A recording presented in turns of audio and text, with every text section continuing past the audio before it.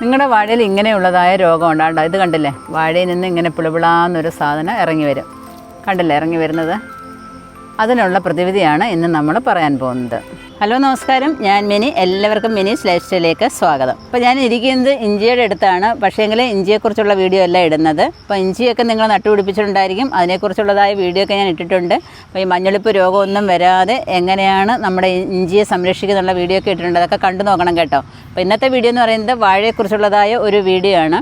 വാഴയെക്കുറിച്ചുള്ളതായ 2 video നേരത്തെ ഇട്ടിട്ടുണ്ട്. അത് കാണാത്തവരൊക്കെ ഒന്ന് കണ്ടു നോക്കിയതിന് ശേഷം ഈ വീഡിയോ ഒന്ന് കാണാനായിട്ട് ശ്രമിക്കുക. അപ്പം നമുക്ക് വാഴ നട്ടവർക്കെല്ലാം ഉണ്ടാകുന്ന ഒരു രോഗമാണ് ഞാൻ ഇന്ന് കാണിക്കാൻ പോകുന്നത്. അപ്പം നിങ്ങൾക്ക് എല്ലാവർക്കും ഈ വീഡിയോ ഉപകാരപ്പെടുമെന്ന് കരുതുന്നു. അപ്പം നമുക്ക് അതെന്താണെന്ന് നോക്കാം. നമുക്ക് വീഡിയോയിലോട്ട് പോകാം. അപ്പോൾ കൃഷി ചെയ്യാൻ ആഗ്രഹിക്കുന്ന നിങ്ങൾക്ക് വിത്തുകളോ ഗ്രോ ബാഗുകളോ ആവശ്യമുണ്ടെങ്കിൽ നമ്മുടെ വെബ്സൈറ്റായ theminislifestyle.com ഒന്ന് വിസിറ്റ് ചെയ്ത് നിങ്ങൾക്ക് വിത്തുകളും ഗ്രോ ബാഗുകളും ഒക്കെ വാങ്ങിക്കാവുന്നതാണ്. അപ്പോൾ നിങ്ങൾ അങ്ങനെ വിത്തുകളും ഒക്കെ നട്ടുപിടിപ്പിച്ച് വിഷമില്ലാത്ത പച്ചക്കറികൾ നമ്മുടെ സ്വന്തം കൈകൊണ്ട് നമ്മുടെ മുറ്റത്ത് തന്നെ ഉണ്ടാക്കിയെടുക്കുക എന്നുള്ളത് വളരെ സന്തോഷകരമായ ഒരു കാര്യമാണ്. അപ്പം വിഷമില്ലാത്ത പച്ചക്കറികൾ വെച്ചിട്ട് നമ്മുടെ കുടുംബത്തെ രക്ഷിക്കാനായിട്ട് നിങ്ങളെല്ലാവരും ശ്രമിക്കുക. അപ്പം നമുക്കിനി എന്തായാലും നമ്മുടെ വീഡിയോയിലോട്ട് പോകാം.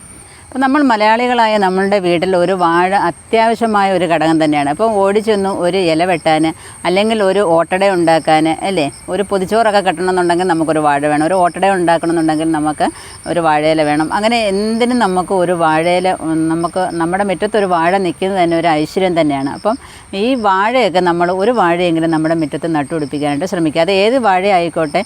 ഒരു വാഴയൊക്കെ ഉണ്ടെന്നുണ്ടെങ്കിൽ നമുക്ക് വാഴക്കൂമ്പായി, വാഴക്കായായി, അങ്ങനെ പല കറികളും, വാഴപ്പിണ്ടിയായി, അങ്ങനെ പല കറികളും നമുക്ക് വയ്ക്കാനായിട്ട് സാധിക്കും. അപ്പോൾ ഇതുവരെയും വാഴ നടാത്തവരുണ്ടെങ്കിൽ, ഇതുവരെയും വാഴ നടാത്ത ആരെങ്കിലും ഉണ്ടെങ്കിൽ ഒരു വാഴയെങ്കിലും നമ്മുടെ ഗ്രോ ബാഗിനകത്ത് വേണമെന്നുണ്ടെങ്കിലും ഒരു സാമാന്യം വലിയ ചാക്ക ഉണ്ടെന്നുണ്ടെങ്കിൽ അതിനകത്ത് നമുക്ക് നല്ല രീതിയിൽ വാഴ കൃഷി ചെയ്യാനായിട്ട് സാധിക്കും. ഒരു ഇലയെങ്കിലും വെട്ടാമല്ലോ, ഒരു പൊതിച്ചോറ് ഉണ്ടാക്കി കഴിക്കുക എന്ന് പറഞ്ഞാൽ വലിയൊരു സന്തോഷമുള്ളൊരു കാര്യം തന്നെയാണ്. അപ്പോൾ നമ്മൾ വലിയ കാര്യത്തിൽ ഒരു വാഴയൊക്കെ നട്ടുപിടിപ്പിക്കുക. അത് കുറച്ച് ദിവസം കഴിയുമ്പം കാണാം അത് വാടിത്തളർന്ന് ചിലപ്പം അത് ഒടിഞ്ഞു കിടക്കുന്ന കാണാം, അല്ലെങ്കിൽ അത് പിളിപിളാന്നൊരു ദ്രാവകം അതിനകത്ത് നിന്ന് വരുന്ന കാണാം, അല്ലെങ്കിൽ കൊമ്പൻ ചെല്ലികൾ വന്നിട്ട് അതിനെ ആക്രമിച്ച് മണ്ടയടപ്പുണ്ടാകും. അങ്ങനെ പല രോഗങ്ങളും വന്നിട്ട് അത് നശിച്ചു പോകാറുണ്ട് പലർക്കും. അപ്പോൾ നല്ല കെയർ കൊടുത്താലും നമുക്ക് നല്ലൊരു കുലയൊക്കെ നമുക്ക് വെട്ടിയെടുക്കാനായിട്ട് സാധിക്കും. അപ്പം കഴിഞ്ഞ പ്രാവശ്യമൊക്കെ ഞാൻ ഏത്തവാഴ നട്ട വീഡിയോ കാണിച്ചിട്ടുണ്ടായിരുന്നു. ഏത്തവാഴ ഞാനൊരു 8-10 എണ്ണം നട്ടായിരുന്നു കേട്ടോ. പക്ഷേങ്കിൽ എനിക്ക് അവിടെയൊക്കെ ഇങ്ങനെ മരങ്ങൾ നിന്നതുകൊണ്ട്, വെയിൽ കിട്ടാത്തതുകൊണ്ട് എനിക്ക് ഒരു 5-6 എണ്ണം മാത്രമേ അത് പിടിച്ചു കിട്ടിയുള്ളൂ. ഇപ്പോൾ അത് ഒരു വാഴ കുലയ്ക്കുകയും ചെയ്തു. കുലച്ചിപ്പം 2 മാസത്തോളമായി. അതിനകത്താണ് തുടക്കം മുതൽ ഈ ഒരു അസുഖം ബാധിച്ചത് കണ്ടത്. അപ്പം അത് ബാധിച്ചത് കണ്ടതുകൊണ്ട് മാത്രം അത് രക്ഷപ്പെട്ടു. അപ്പോൾ അത് നല്ല രീതിയിൽ കുലച്ചൊക്കെ നിപ്പുണ്ട്. അപ്പോൾ അത് നമുക്കൊന്ന് കണ്ടിട്ട് വരാം, അതിൻ്റെ രോഗം എന്തായിരുന്നെന്ന് കണ്ടിട്ട് വരാം. അപ്പോൾ നമ്മുടെ വാഴകൾ ദാണ്ടേ ഇങ്ങനെ വാഴയ്ക്കകത്ത് പിളിപിളാന്ന് ഇങ്ങനെ ഒരു ദ്രാവകം ഇറങ്ങി വരും കണ്ടില്ലേ. അത് നമ്മൾ ശ്രദ്ധിച്ചാൽ മാത്രമേ നമുക്കത് അതിനുള്ള ട്രീറ്റ്മെൻറ്റ് നമുക്ക് ചെയ്യാനായിട്ട് സാധിക്കുകയുള്ളൂ. അപ്പോൾ അതുപോലെ തന്നെ ഈ പോളയൊക്കെ വീർത്ത് ദാണ്ടേ ഇതൊക്കെ അവിടെ ഇങ്ങനെ വന്നതായിരുന്നു കേട്ടോ. അതൊക്കെ തേച്ചിട്ട് മാറിയതാണിത്. അതുപോലെ ഇതിൻ്റെ പോളയൊക്കെ ഇങ്ങനെ വീർത്ത് വരും. നമ്മൾ തുടക്കത്തിലേ കണ്ടില്ലേ ഒരു വാഴ കണ്ടില്ലേ. ഇങ്ങനെയൊക്കെ ആവുന്നതിന് നമ്മൾ തുടക്കത്തിലേ ചെയ്യേണ്ട സംഗതികളെക്കുറിച്ചാണ് നമ്മൾ പറയുന്നത്. 1 സ്പൂൺ കുമ്മായം മതി നമ്മുടെ വാഴയുടെ ഈ കുഴുകുഴാന്ന് വരുന്ന ദ്രാവകം മാറ്റിയെടുക്കാനും അതുപോലെ കൊമ്പൻ ചെല്ലിയുടെ ആക്രമണം മാറ്റിയെടുക്കാനായിട്ട്. അത് നമുക്കിനി 1 സ്പൂൺ കുമ്മായം എടുത്തിട്ട് നമുക്കൊന്ന് കുഴച്ചെടുത്തിട്ട് വേണം നമ്മൾ ഈ വാഴയിൽ തേച്ച് കൊടുക്കാനായിട്ട്. നമുക്കതൊന്ന് കുഴച്ചെടുക്കാം.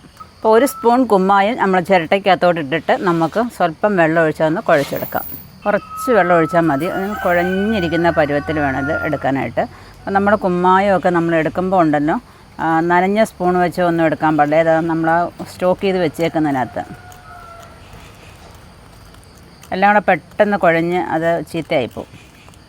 അപ്പോൾ ഈ ഒരു പരുവത്തിൽ ഇരുന്നാൽ മതി. നമുക്ക് വാഴയിൽ ഇതെങ്ങനെ തേക്കുന്നതെന്ന് നോക്കാം. ഇതിപ്പോൾ നിങ്ങളെ കാണിക്കാൻ വേണ്ടിയിട്ട് ഞാനിങ്ങനെ വെച്ചിരുന്നതാണ്. ഇപ്പം കണ്ടില്ലേ, ഈ വാഴയിൽ നിന്ന് ഇങ്ങനെ പിടിപിടാന്നിങ്ങനെ വെടിച്ച് കീറിയിട്ട് ദ്രാവകം വരുന്ന കണ്ടില്ലേ. അതിനെ എല്ലാത്തിനെയും നമ്മളിങ്ങനെ വടിച്ചങ്ങ് മാറ്റണം. ഇത് കൊമ്പൻ ചെല്ലിയുടെ ആക്രമണം നല്ല രീതിയിൽ തുടങ്ങിയിട്ടുണ്ട്. അപ്പോൾ ഇതിൻ്റെ പിണ്ടി വരെ ചെന്ന് കഴിഞ്ഞാൽ പിന്നെ ആ വാഴ അവിടെ നിൽക്കാൻ പറ്റത്തില്ല, അത് വളഞ്ഞ് നിലത്ത് വീഴും.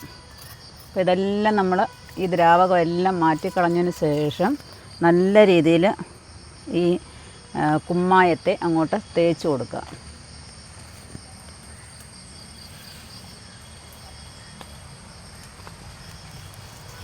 അകത്തോട്ട് ചെല്ലണം.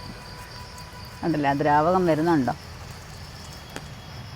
നല്ല രീതിയിൽ തുടക്കത്തിലേ നമ്മൾ ചെയ്തു കൊടുത്താൽ നമ്മുടെ വാഴ രക്ഷപ്പെടും. കൊമ്പൻ ചെല്ലിയുടെ ആക്രമണം ഏത് ഭാഗത്തൊക്കെ ഉണ്ടോ ഇതേപോലെ നമ്മൾ വാഴയെ ശ്രദ്ധിച്ചാൽ മാത്രമേ നമുക്കത് കണ്ടുപിടിക്കാനായിട്ട് സാധിക്കത്തുള്ളൂ. ഇത് കാണുമ്പോഴെല്ലാം നമ്മളിതിങ്ങനെ തേച്ച് കൊടുക്കണം. നമ്മുടെ നോട്ടമില്ലാന്നുണ്ടെങ്കിൽ നമ്മുടെ വാഴ പോയി കിട്ടും. നമ്മൾ വെറുതെ കഷ്ടപ്പെട്ടതുകൊണ്ട് യാതൊരു പ്രയോജനവും കിട്ടത്തില്ല. ഇത് നല്ലൊരു മരുന്നാണ്. നിങ്ങൾ തീർച്ചയായിട്ടും ഇത് ചെയ്ത് നോക്കണം. ഈ വാഴയുടെ എല്ലാ സൈഡിലും നമ്മൾ നോക്കണം കേട്ടോ. അതേപോലെ ഇത് കണ്ടില്ലേ, ഇത് ചെല്ലി വന്നിട്ട് കണ്ട കുഴിച്ച് വെച്ചിരിക്കുകയാണ്.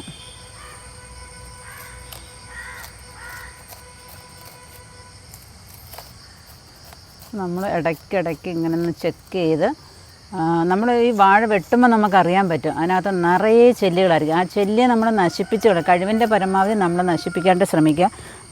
അതിൻ്റെ ഇലയെല്ലാം കൂടെയൊക്കെ വെട്ടിയിട്ടിട്ട് എവിടെയെങ്കിലും വൈകുന്നേരത്തെ സമയമാകുമ്പോൾ കത്തിച്ച് കളഞ്ഞാൽ ഈ രോഗം വന്ന വാഴകളെയൊക്കെ വെട്ടിക്കളയുകയെന്നുണ്ടെങ്കിൽ ചെല്ലിയെ നശിപ്പിക്കുകയെന്നുണ്ടെങ്കിലും കുറേയൊക്കെ നമുക്ക് ഈ വാഴയുടെ പല രോഗത്തിൽ നിന്ന് നമുക്ക് വാഴയെ രക്ഷിക്കാനായിട്ട് സാധിക്കും.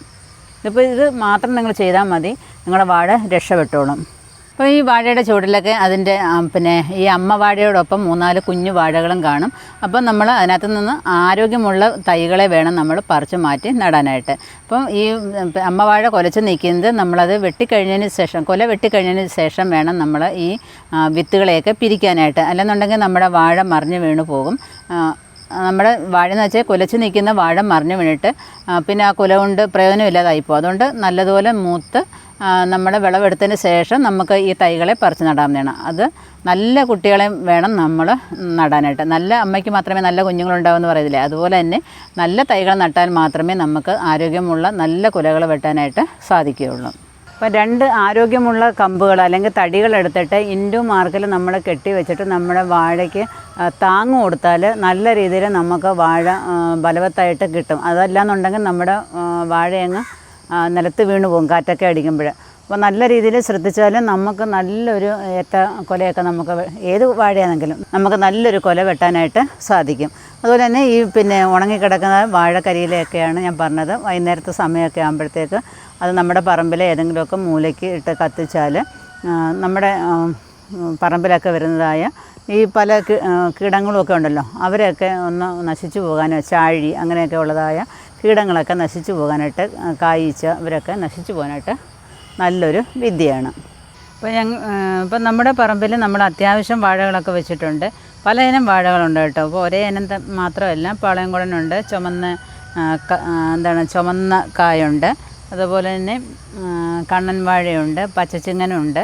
അങ്ങനെ പലതരത്തിലുള്ളതായ വാഴകൾ നമ്മൾ നട്ടുപിടിപ്പിച്ചിട്ടുണ്ട്. അപ്പം നമ്മുടെ പറമ്പിൽ തന്നെ നമുക്ക് അത്യാവശ്യം വാഴയൊക്കെ ഉണ്ടെന്നുണ്ടെങ്കിൽ നമുക്കൊരു കൊലവെട്ടിയോ പിണ്ടിയോ കൂമ്പോ ഒക്കെ നമുക്കെടുത്ത് കറി വയ്ക്കാനായിട്ട് സാധിക്കും. നിങ്ങൾക്കും ഇതേപോലെ സ്ഥലസൗകര്യങ്ങളൊക്കെ ഉണ്ടെങ്കിൽ പറമ്പൊക്കെ കാട് കയറ്റി ഇട്ടേക്കാതെ നമുക്ക് വേണ്ടിയിട്ടുള്ളതായ വാഴയെങ്കിലും അല്ലെങ്കിൽ പച്ചക്കറികളൊക്കെ വയ്ക്കാനായിട്ട് ശ്രമിക്കുക.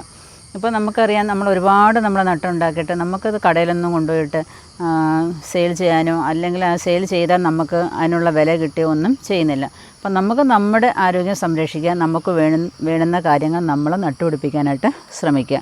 ഇത്രയാണ് എനിക്ക് നിങ്ങളോട് പറയാനുള്ളത്. അപ്പോൾ നേരത്തെ പറഞ്ഞതുപോലെ തന്നെ നിങ്ങൾക്ക് വിത്തുകളോ ഗ്രോ ബാഗുകളോ ആവശ്യമുണ്ടെങ്കിൽ നമ്മുടെ വെബ്സൈറ്റായ theminislifestyle.com ഒന്ന് വിസിറ്റ് ചെയ്താൽ നിങ്ങൾക്ക് ആവശ്യമുള്ളതായ വിത്തുകളും ഗ്രോ ബാഗുകളും നിങ്ങളുടെ വീട്ടുപടിക്കൽ തന്നെ എത്തുന്നതായിരിക്കും.